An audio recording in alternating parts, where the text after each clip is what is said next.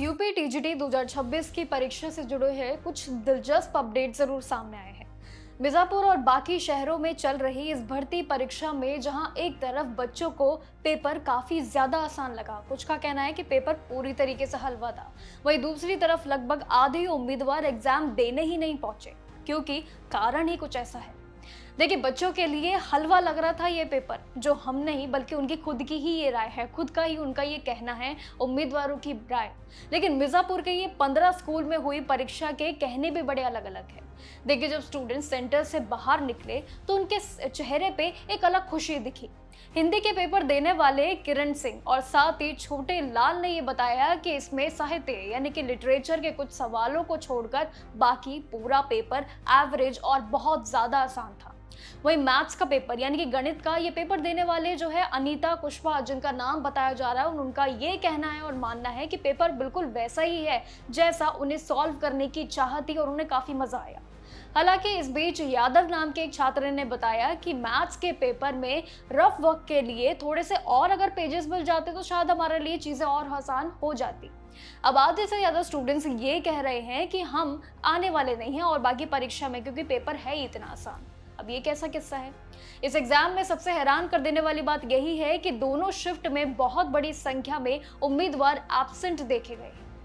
देखिए, मिर्जापुर में पहली शिफ्ट में 6149 बच्चों ने, ये सिर्फ करीब 3228 ही पहुंचे उम्मीदवार जिनकी संख्या मैं बता रही हूँ, और जबकि 2921 एब्सेंट इसमें छात्र माने जा रहे हैं। वहीं दूसरी तरफ शिफ्ट में जो कि 3000 से भी ज्यादा और सिर्फ 2000 से भी ज्यादा स्टूडेंट्स के आंकड़े एग्जामिनेशन में देखने को मिले हैं, और वहीं स्टेट में ये 50% से ज्यादा बच्चे परीक्षा छोड़ भी रहे हैं। अब उत्तर प्रदेश शिक्षा सेवा चयन बोर्ड इस पूरे मामले पे नजर डाल रही है और इस बार किसी भी नकल के एग्जाम कराने के लिए पूरी तरीके से एक्टिव भी हो गई है। चलिए, ये चीज तो पूरी तरीके से सक्सेसफुली हो पा रही है, लेकिन चीजें क्या है, इस बार बदलती जा रही है। उम्मीदवारों का सेंटर में एंट्री लेने से पहले पहुंच जाना और साथ ही पहले 2 लेवल्स की चेकिंग और बायोमेट्रिक वेरिफिकेशन से गुजरना उनके लिए शायद काफी भारी पड़ रहा है।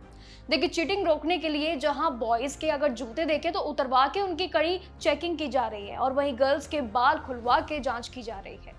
इसी के साथ ही पूरे रिक्रूटमेंट ड्राइव में 2 शिफ्ट को मिलाकर अगर हम देखें आंकड़े तो 17,700 उम्मीदवारों का शामिल होने की बड़ी उम्मीद है। लेकिन पहली शिफ्ट का जो एग्जाम सुबह 9:30 से लेकर 11:30 बजे तक हुआ, ये पहली शिफ्ट में, और दूसरी शिफ्ट जो कि दोपहर 2:30 बजे से लेकर शाम 4:30 बजे तक चलेगी।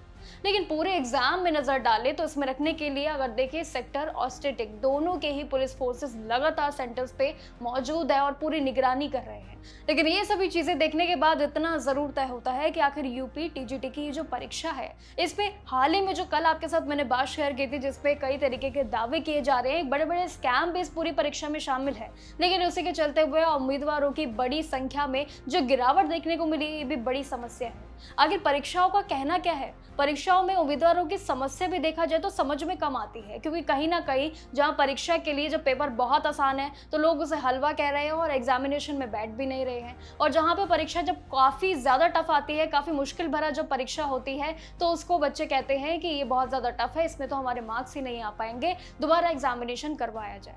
यानी कि दोनों ही अगर देखें सिचुएशन काफी डिफरेंट है, जहां पे उम्मीदवार ये खुद अब चूज कर रहे हैं कि उन्हें कौन सा एग्जामिनेशन देना है, इजी देना है या टफ देना है। ये बहुत बड़ी समस्या है और यही चीज अब यूपी टीजीटी की परीक्षा में भी जरूर दिख रही है। आपका क्या कहना है इन पूरे आंकड़ों के ऊपर, और आखिर ये पूरे चल रहे स्कैम और ये यूपी टीजीटी परीक्षा पे जो एक संकट देखने को मिल रहा है, उम्मीदवार जो पेपर छोड़ के जा रहे हैं, आखिर उस पर आपका क्या कहना है? कमेंट सेक्शन में जरूर अपनी राय बताइएगा। बाकी जानकारियों के लिए देखते रहिएगा जागरण जोश।